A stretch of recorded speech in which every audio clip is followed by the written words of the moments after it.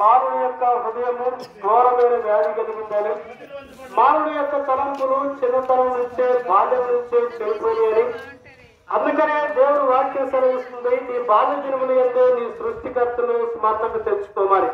కనుక ప్రియ దేవుని బిడ్డలారా, మానవుని యొక్క హృదయం ఎంత చెడిపోయిందో బైబిల్ సెలవిస్తా ఉంది. మానవుని అంతరంగంలో అసూయలు, మానవుని యొక్క అంతరంగంలో జారత్వము, మానవుని యొక్క అంతరంగంలో పాపము, మానవుని యొక్క అంతరంగంలో వ్యభిచారపు తలంపులు, మానవుని యొక్క హృదయం చెడిపోయి అది ఘోరమైన వ్యాధితోటి పాపముతో నిండిపోయిందని దేవుని వాక్యం సెలవిస్తా ఉంది.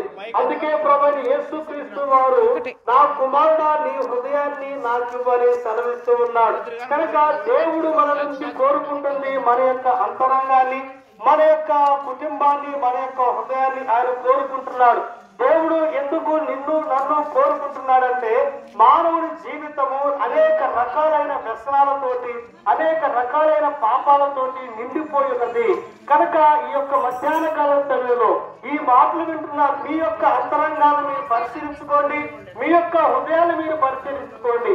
మానవుని జీవితంలో పాపము పేరుకుపోయి ఉన్నది. కనుక యేసుక్రీస్తు రక్తము ప్రతి పాపము నుంచి కూడా మానవుని పరిశుద్ధపరిచి విమోచిస్తాడు. కనుక 2000 సంవత్సరాల క్రితం యేసుక్రీస్తు ప్రభు వారు ఈ భూమి మీదకి వచ్చి మానవుని యొక్క హృదయాన్ని బాగు చేయడానికి, మానవ యొక్క జీవితాన్ని బాగు చేయడానికి, నశించిపోతున్న దాన్ని వెతికి రక్షించడానికి ఆయన నరవతారిగా ఈ లోకానికి వచ్చి ఒక మానవుడు ఈ భూమి మీద ఎలా బ్రతకాలో, ఎలా జీవించాలో ఆయనే 33.5 సంవత్సరాలు జీవించి నాలో పాపమున్నది మీలో ఎవరైనా నిరూపించగలరా అని అనేక మందికి ఆయన బోధ చేసి వెళ్ళారు.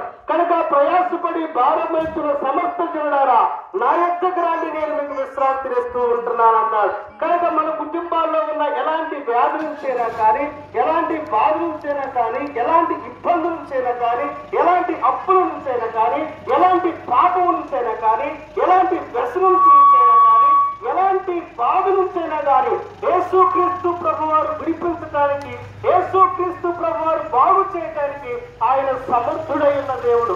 ఆయన భూమి మీద ఉన్న కాలంలో ఎంతో మంది రకరకాలైన వ్యాధిగ్రస్తులు ఆయన దగ్గరకు వచ్చి బాగుపడ్డారు. ఎంతో మంది నెమ్మది లేక, మనశ్శాంతి లేక, సమాధానం లేక ఆత్మహత్యలు చేసుకోవాలనుకుంటున్నా ఎంతో మంది ధనవంతులు, పేదవారు, చిన్నవారు, పెద్దవారు ఆయన దగ్గరకు వచ్చి బాగుపడ్డారు. కనుక ప్రియ సోదరి సోదరులారా, ఈ మధ్యాహ్న కాల సమయంలో మీ కుటుంబాలలో ఎలాంటి సమస్యలతోనైనా, ఎలాంటి రోగములతోనైనా, ఎలాంటి పాపంతోనైనా, ఎలాంటి లేకపోతే బలహీనతోనైనా మీరు బాధపడుతూ ఉన్నట్లయితే దయచేసి యేసుక్రీస్తును విశ్వాసం ఉంచండి.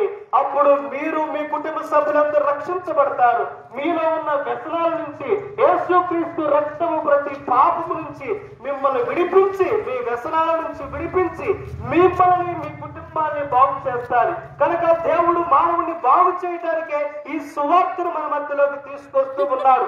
ఆయన ఎందుకు వచ్చు వారిని ఆయన ఎంత మాత్రం త్రోసివేడని ఆయన వాక్యం సెలవిస్తా ఉంది. నా శాంతినే నేను మీకు అనుగ్రహించడానికి వచ్చానని చెప్తూ ఉన్నాడు. కనుక మనం ఎలాంటి వారమైనా, ఏ కులస్తులమైనా, ఏ మతస్థులమైనా, అన్ని కులాల వల్ల, అన్ని మతాలలో, అందరి ప్రజలలో పాపము పేరుకుపోయింది. అలాంటి పాపము నుంచి విముక్తిగా చేయడానికి, అలాంటి వ్యాధి నుంచి ప్రభు విడిపించడానికి 2000 సంవత్సరాల క్రితం ఆయన వచ్చాడు. ఆయన ఎందుకు విశ్వాసం ఉంచు వారికి మోక్షాన్నిచ్చు వాడిగా ఉన్నాడు. ఆయన ఎందుకు విశ్వాసం ఉంచు వారికి పాప క్షమాపణ ఇచ్చేవాడు ఉన్నాడు. ఆయన ఎందుకు విశ్వాసం ఉంచు వారికి నెమ్మది ఇచ్చేవాడిగా ఉన్నాడు. ఆయన ఎందుకు విశ్వాసం ఉంచు వారికి ఆయన నిత్య జీవాన్ని ఇచ్చేవాడిగా ఉన్నాడు. అందుకే యేసు ప్రభు వారు చెప్పారు, నేనే మార్గమును, నేనే సత్యమును, నేనే జీవమును ఉన్నానన్నాడు. ఆయన దగ్గరకు వస్తే నువ్వు ఎలా బ్రతకాలో నీకు తెలుస్తుంది. ఆయన దగ్గరకు వస్తే నువ్వు ఎలా జీవించాలో నీకు తెలుస్తుంది. ఆయన ఎత్తుకు వస్తే, ఆయన ఎత్తుకు వచ్చిన అనేక మందిని ఆయన మారుస్తూ, వారి జీవితాలను మారుస్తూ, వారి హృదయాలు మారుస్తూ, వారి కుటుంబాలను మారుస్తూ వచ్చాడు. కనుక అబద్ధములో మనం బ్రతక నీతి నిజాయితీ కలిగిన నిత్య జీవాన్ని ఇచ్చే యేసుక్రీస్తు యొద్దకు రండి. అప్పుడు మీ కుటుంబం రక్షించబడుతుంది. ఈ మాటలు మీ హృదయంలో అంగీకరించినట్లయితే ఆయన మీకు నిత్య జీవాన్ని ఇస్తాడు. దేవుడి మాటలు దీవించి ఆశీర్వదించును గాక. ఆమేన్.